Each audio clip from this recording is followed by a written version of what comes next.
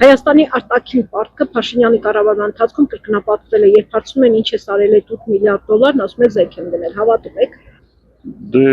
կտեսնենք, ավելի լավ է մենք անգամ տեսնես, քան թե 7 անգամ լսես։ Ճիշտն ասած, եթե մենք ունենք այդ զենքը, այդ դեպքում ինչի մեր սահմանները պաշտպանված չեն։ Այդ դեպքում ինչի Ադրբեջանը նստած իշխանասարում եւ ջերմուկի սարում։ Զենք արել, բա ինչ արել։ Ուր առած զենքեր են, սամոլյոտներ, աշ։ Այնքան զենք արել, որ տեղ չկա այդ զենքի։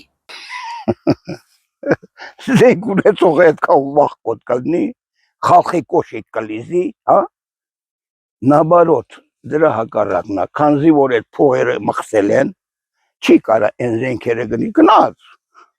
Ինքնաթիռներ բերավ, սամոլյոտներ բերավ։ Ռակետաները վրան չէ, ուղղակի բերել ես ինչ անենք։ Այն բանի ասած, պետք է թռիչքներ կատարենք, ես նենց առանց որ եթե մի կրակոցի սուտ է։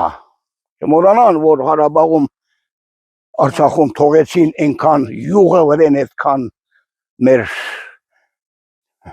զինզնամթերքն տվին այն սիրուն Ալիևին է իր եղբոր։ Ինչա՞։ Դե որովհետև տեսանք էլի։ Տեսանք։ Պատերազմը ամեն ինչ ապացուցեց, ցույց տվեց, եթե զենք ունենար, հաստատ Արցախը հենց նես չէր նվիրվի։ Իհարկե որ ոչ։ Որտեվ զենք ունեցած քաղաքացին 2020 թվականին, 21 թվականին, 22 եւ 23 թվականներին պատերազմներին տանուլ չէր տա եւ չէր կորցնի Արցախը։ Ոչ։